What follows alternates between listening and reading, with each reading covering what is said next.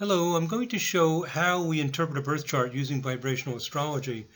And we'll learn by analyzing the chart of Van Morrison, the singer, songwriter, musician, poet, and visionary.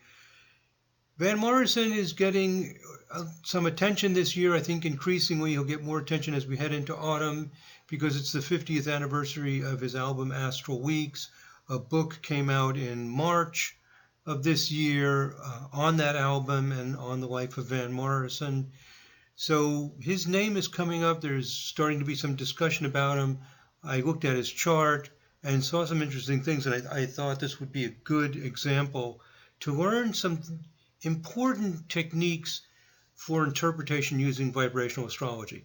Okay, this is a bit of a busy looking slide here. It's in two sections. At the top, numbered 1 through 4, and then it says optional 5 and 6. These are the basic steps for doing a quick reading using vibrational astrology. There are also the steps when you're doing a more thorough reading. This is how we currently do the interpretation using vibrational astrology.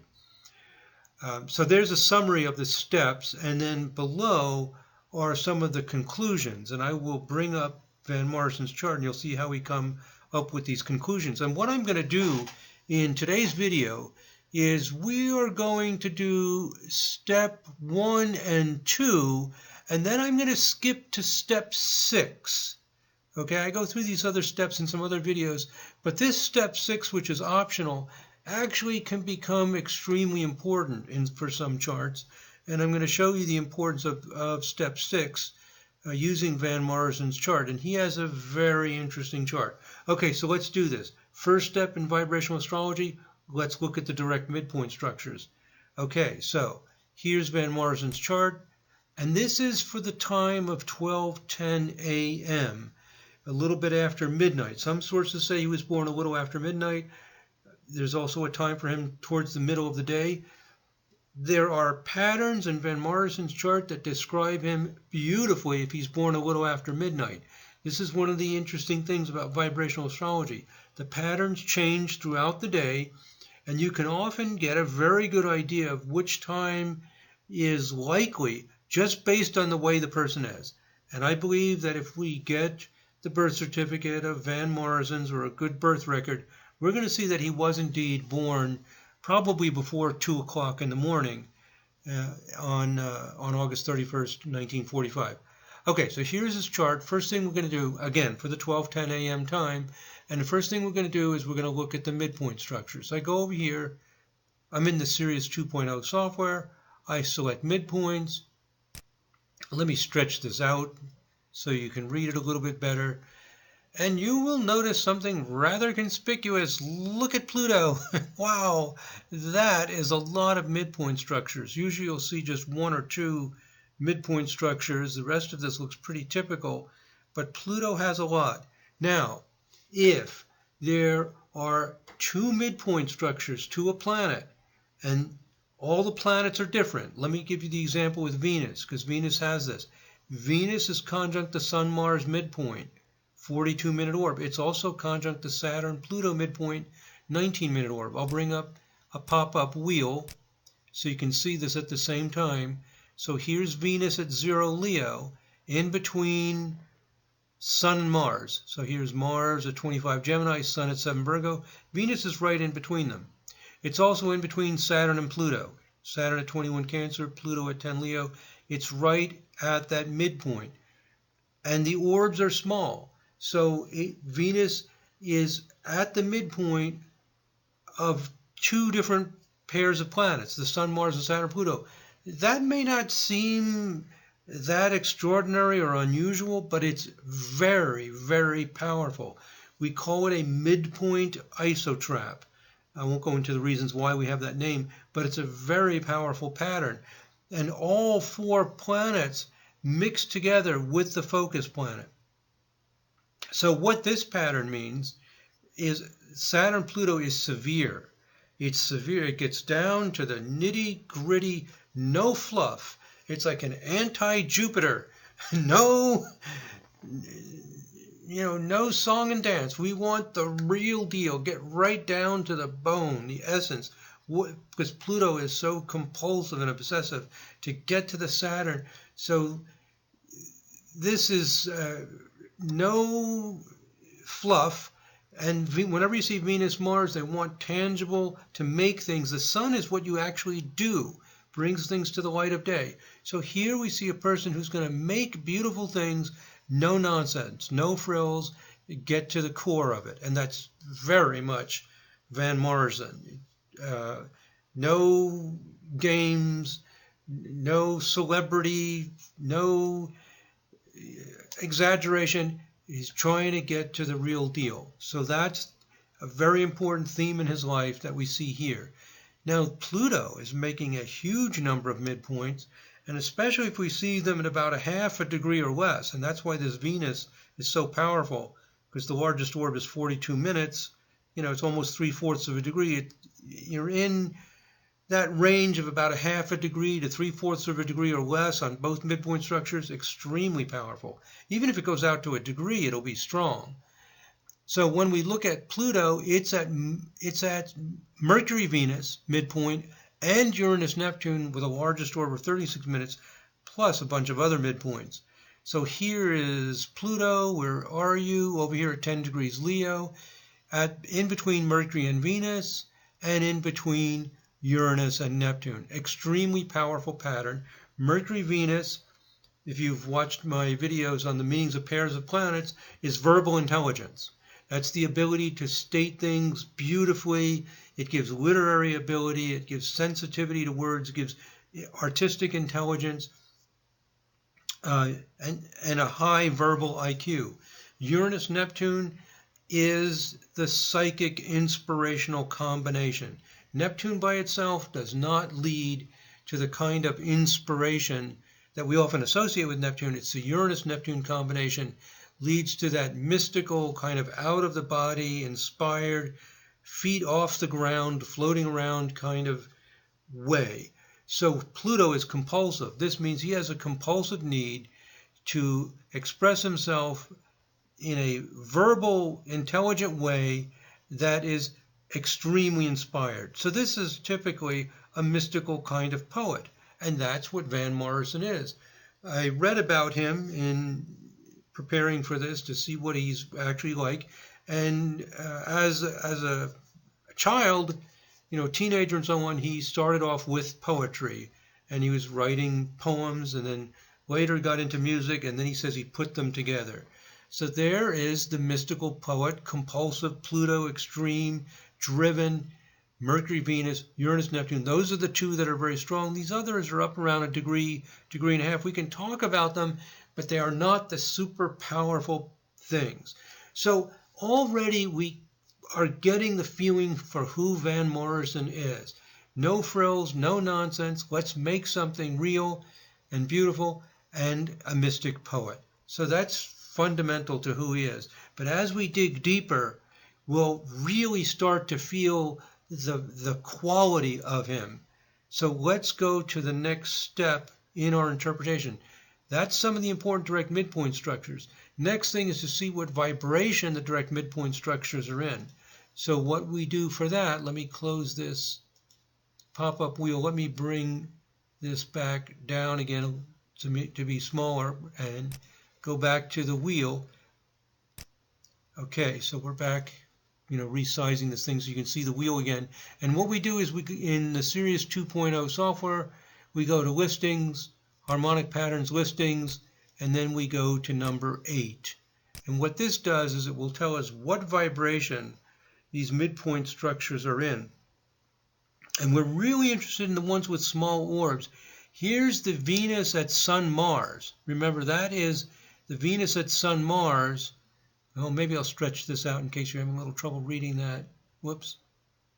The Venus at Sun-Mars is the making things beautiful. And it's in a 10 vibration. And the orb is small enough to also be 20. Anything based on 5 times 2, 5 times 4, that's the creativity and play. Whenever you see that, we know the person cannot live a life of mundane, mechanical things. They want to go out of the box, experiment, be playful. It usually leads to creativity. So this becomes a creative, and typically the way we get creative is artistic, although it doesn't have to be artistic, but it's a playful, experimenting way. And Venus, Mars, Sun is a strong pattern that indicates the person's going to actually make things, do things. So we're getting the increased sense that he is going to be artistic. Another thing we see here is the Pluto at Uranus, Neptune, which is part of the other midpoint isotrap. So the Venus at Sun, Mars, you remember, is part of one of the isotraps. The Pluto at Uranus, Neptune is part of the other one, and it's also 5 based. 5 times 4. It's becoming very clear this is a creative person, an artistic person. We don't actually see the music clearly yet, or at least I haven't discussed it, and we'll get to that.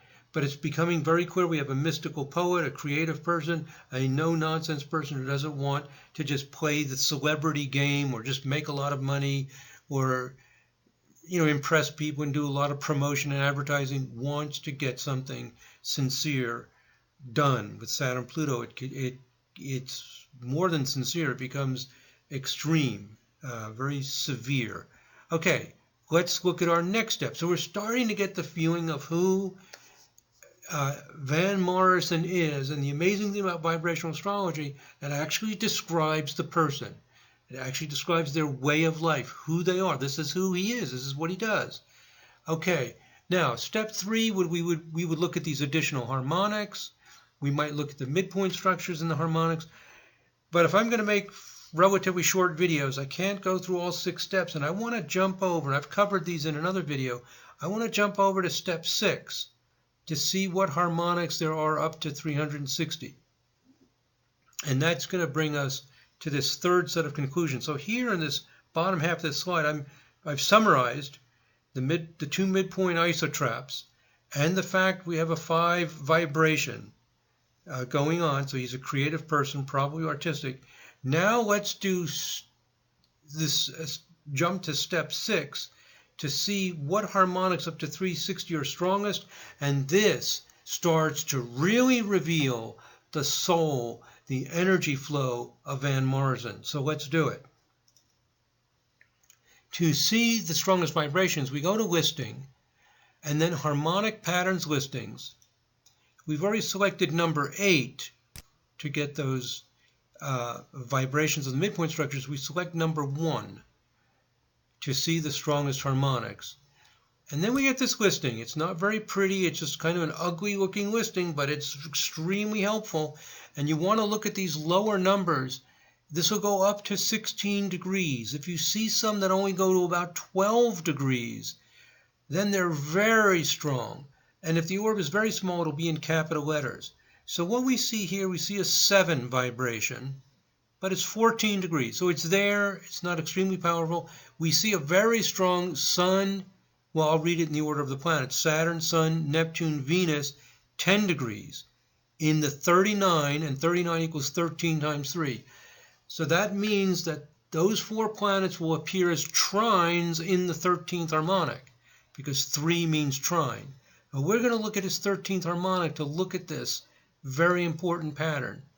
45 is very powerful. 45, it tells us, equals 9 times 5, and those will be 5th harmonic in the 9th harmonic chart, 9th harmonic in the 5th harmonic chart.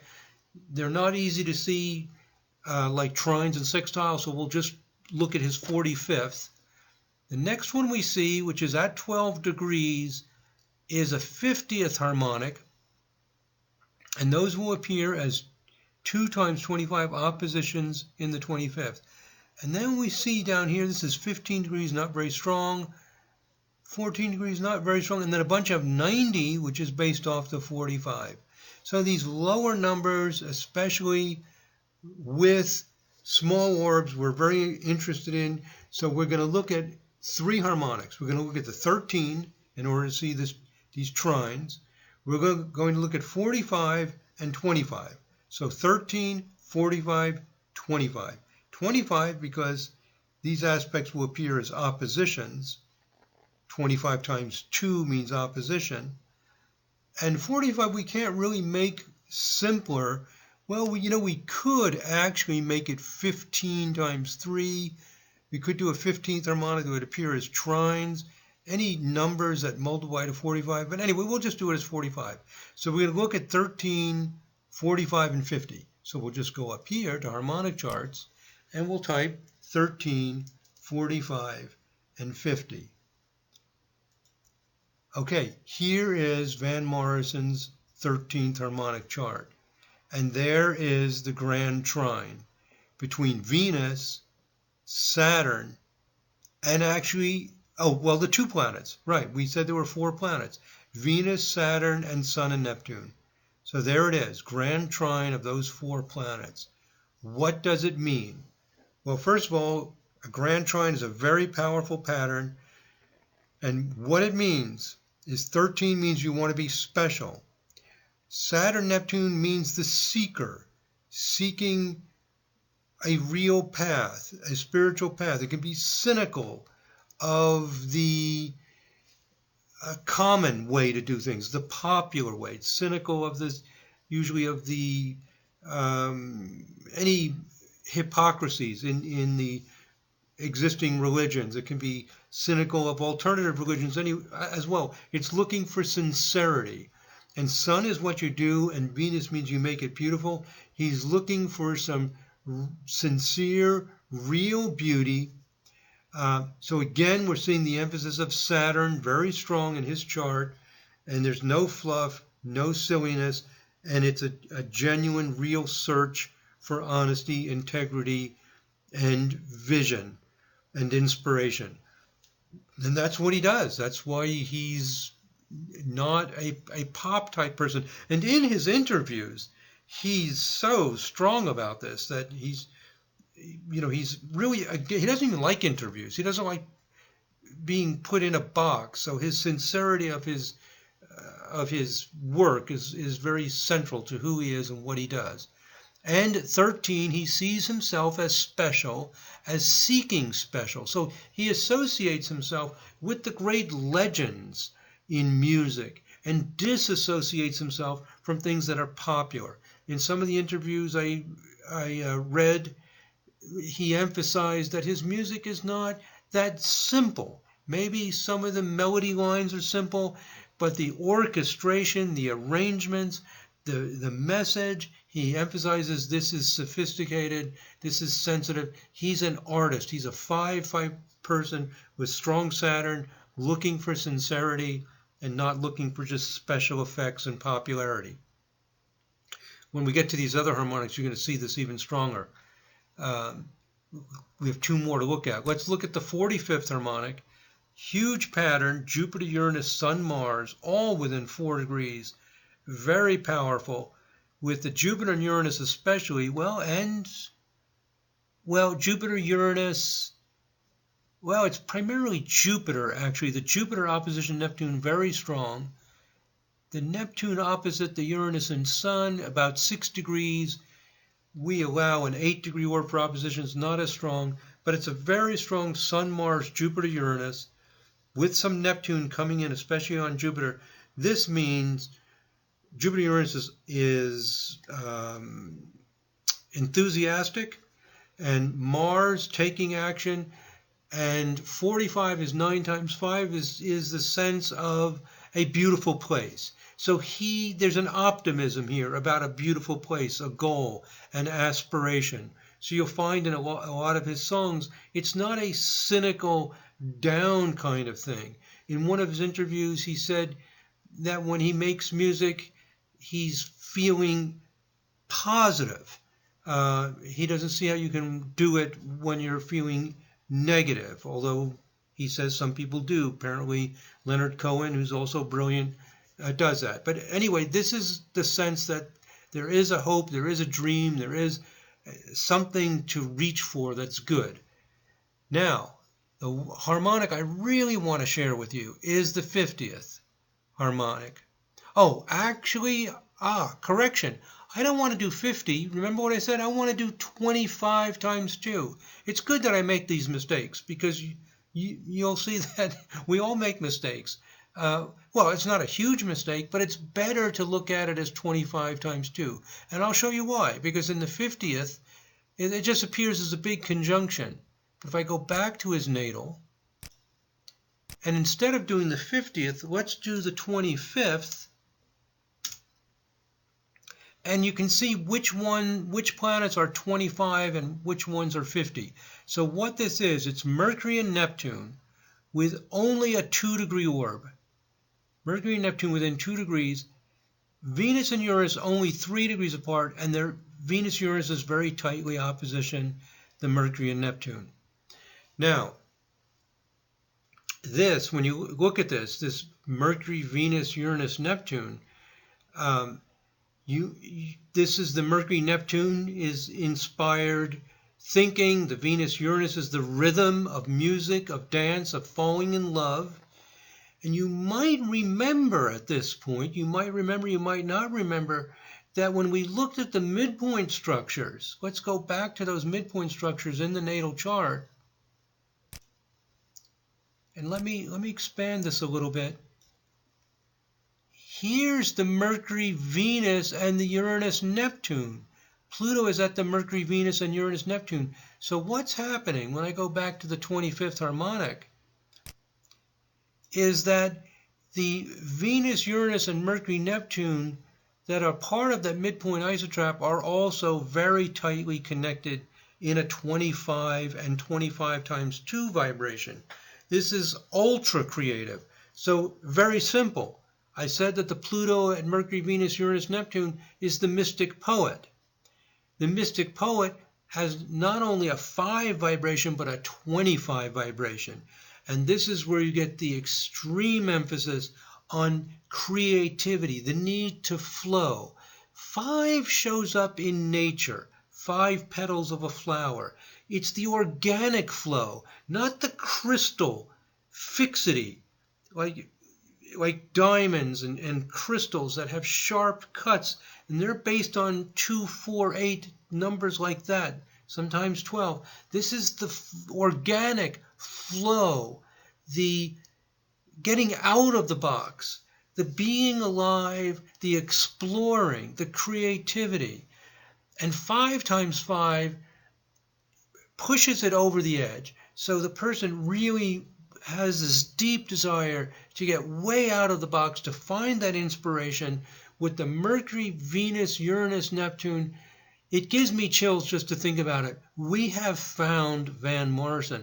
And what's really clear here is Venus, Uranus, the rhythm, the excitement, and leads to the music. So we have the mystical poet, the vision. Notice the Uranus-Neptune opposition.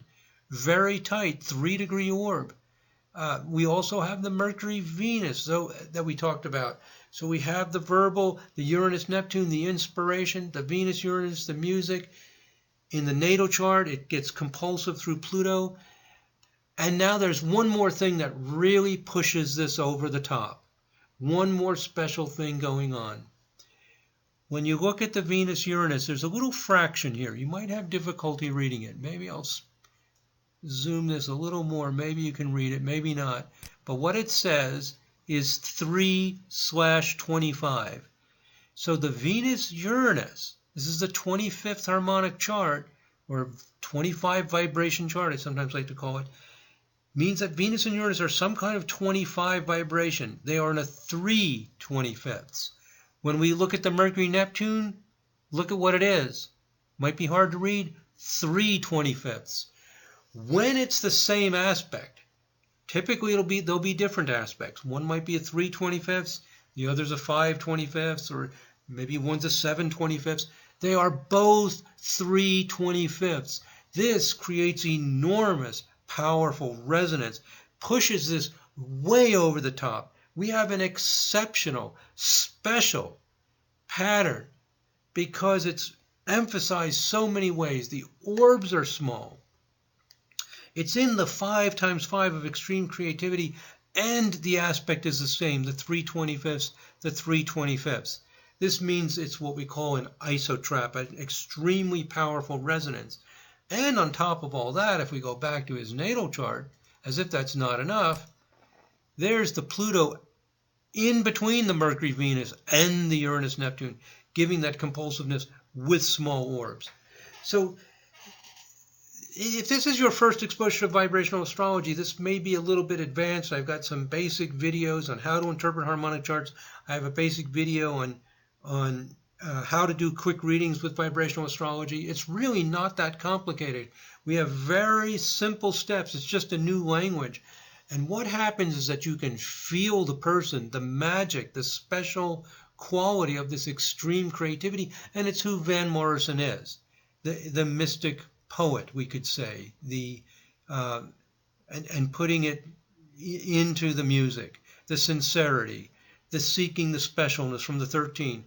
All of the main qualities are there, and what you see is you'll see that there are special patterns for special results. That's the wonderful thing in vibrational astrology. It's not like there's just a trine or a square or this and that. It's a whole resonating, incredible system that can lead to that special effect. So when we look at charts of people, we look for what's really special and unique, beautiful, resonating patterns like that to see what their special gifts are. So there is Van Morrison, and it's there at the 12-10 time. I could show you, but if we do a time adjust, that pattern falls apart. We can just take the 25th harmonic and adjust the time, and you'll see it. I won't bother. I've done that in other videos. So that's it. And I've got here in big letters, Mercury, Venus, Uranus, Neptune in the 25th harmonic. And it's not just 25th harmonic. It's also the fact that it's a symmetrical pattern. These two aspects that are 3/25ths, Pluto at the midpoint, it's over the top in power and strength, and he is over the top in what he does. And that's why he can't sell out. It's all about the creativity. This is why he doesn't like to be put in a box. It's 5 times 5. He doesn't like to be interviewed because they're going to put him in a box. They're going to describe him. I just described him in general terms. Musician, songwriter. Let's not put too many labels on him. He's organic. He's moving. The beauty about this is that without the astrology, we just see somebody who's a brilliant musician with some interesting personality traits. But now we see how all of that works together and how these people who are very productive and able to do great things really bring out their chart. The sincerity, the 13, the search for greatness, and the emphasis on this especially powerful pattern, and that he won't compromise. It's all about the music. He says, let's talk about the music, what it is, and let's not dramatize who I am. Let's not exaggerate. Let's not mythologize, is a word he uses sometimes. Let's be honest. Let's focus on it, because that's what his chart is. It's in the 25th harmonic. It's this special creativity. Let's experience it. Let it flow. Let you experience it how you want to experience it. So you really can feel the person in the chart. Okay, I just want to say that, a concluding point here, that there are different kinds of patterns that show up in different kinds of musicians. For Van Morrison, it's a 25 vibration with the Venus-Uranus, which inclines to music or dance. For a lot of musicians, you'll see 11, and I've got a series of videos on rock and roll musicians, and the rock musicians have Venus, Uranus, Pluto in 11th harmonic. So what I want to emphasize here before I end this video is that there are different kinds of patterns that lead to different kinds of music. There's not just one signature for music. There are many kinds of signatures, and those different kinds of signatures, different kinds of planetary patterns lead to different results. So you see Venus, Uranus, Pluto in 11th, you don't have a Van Morrison. You just don't. You've got something that's just harder, more electric, not as deep, not as sensitive. It's a different kind of energy. When you see the emphasis on 33 and 66, it's going to be light and smooth. Donovan has this with those light, smooth kind of flowing patterns, flowing songs. When you see Venus, Uranus in any 5 vibration, for Van Morrison, it's 5 times 5, which leads to unusual creativity in the music. But if you're doing the chart of a child and you see Venus and Uranus in an aspect in the Fifth Harmonic chart, a strong aspect, music or dance must be a part of the person's life. Doesn't have to be their profession, but it's so strongly inclined to music and dance. It's just very healing, very wholesome thing for people with Venus and Uranus to in Fifth Harmonic aspects. When I say Fifth Harmonic aspects, it could be an octave of the fifth, and those will show up as hard aspects or soft aspects in the Fifth Harmonic chart as well. Also, whenever you see anything in the Eighth Harmonic, if you see Venus, Uranus in the Eighth Harmonic, it means the person's a live wire. They love music, they love dance, they want to fall in love. It's just excitable. That can also lead to music. And you'll see things like 35th Harmonic, especially if Venus and Uranus are involved, leading to music which involves a lot of training and discipline. If it's not Venus and Uranus, it's more like Sun, Mars, Saturn, Sun, Mars, Pluto. It'll be more inclined to sports because both sports and music involve creativity, play. We say you're playing a sport, you're playing an instrument, but the discipline, the focus, the stillness, the quiet to get it right. And 55th Harmonic you'll often see in songwriters, arrangers. And that's why I thought that Van Morrison was, I guessed, 55th Harmonic. It's actually 25th Harmonic with the Venus-Uranus, which inclines to music, and the extreme nature of the pattern, having the isotrap, the Pluto at the midpoint, which forms a midpoint isotrap, the whole works, leading to the extreme 5 quality that you also get in 11 times 5. And I don't remember. I guess I looked at his 55th Harmonic and 35th. He probably has things going on there as well. But it's the 25th that's the very special, powerful pattern for him. Okay, and last thing I want to say is that square functions are very powerful. Gravity decreases by the square of distance, and it's because a square function is like a fractal. The 25th harmonic is a fifth harmonic of a fifth harmonic. Okay, so here I just summarize some of the things I already said. At the bottom here I have 2 of the websites that I read. I went to many more. If you read this information, the interviews and information about him, you'll really feel it.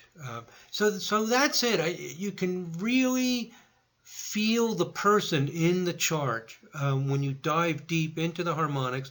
And I wanted to show some of these special things that can happen, such as when you're looking at a harmonic chart and you see the same aspect, in this case 3/25ths and 3/25ths, and how that adds more power to the pattern, makes it more special. And the more special the pattern, the more you want that to be the focus of your life, because that's your special gift. Okay, my friends, here on this last slide, these are some websites that I'm involved in, and that's it. So I hope that was helpful. Thank you very much for listening. God bless. Namaste.